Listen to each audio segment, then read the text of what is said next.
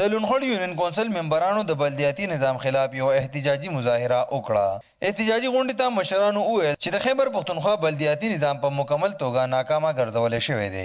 مشرانو وویل چې په دې نظام کې د ترقیاتي پنډونه د نش برابر دي.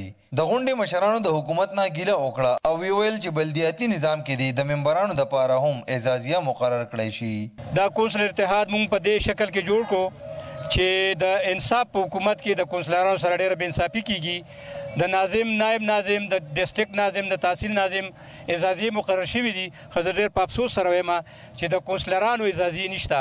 نو دا نننی اجلاس موږ د صوبایي حکومت نه د بلدیاتو د منسټر نه دا مطالبه کوو چې ډېر زر دې د کونسلرانو اعزازیې مقرر شي. دوی ویل چې د لونخړ ترقیاتي کارونه د ډسټرکټ او د تحصیل ممبرانو هم ذمهداري جوړیږي چې له وجې ټول تحصیلي تخبې ترقیاتي کارونه په ټپه ولاړ دي.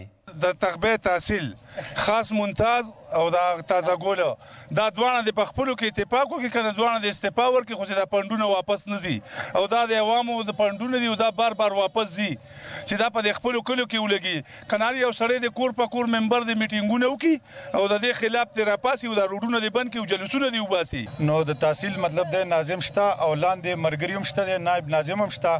خو لکه زمونږ چې څومره معلومات کړي دي نو زمونږ د دې علاقې یو تازه ګل او یو عبید عبید الله چې کوم دی د هغې په وجه باندې لکه د تحصیل فنډ او تحصیل کې مسایل پیدا شوي دي، زمونږ د عوامو حق چې کوم دی هغه ایثار شوی دی. پکار دی چې د ویلیج کونسل ممبرانو سره سره د ضلعي او تحصیل ممبران هم خپلې برخې ذمهداري ترسره کړي نو د ولس ډېرې کشالۍ به حل شي.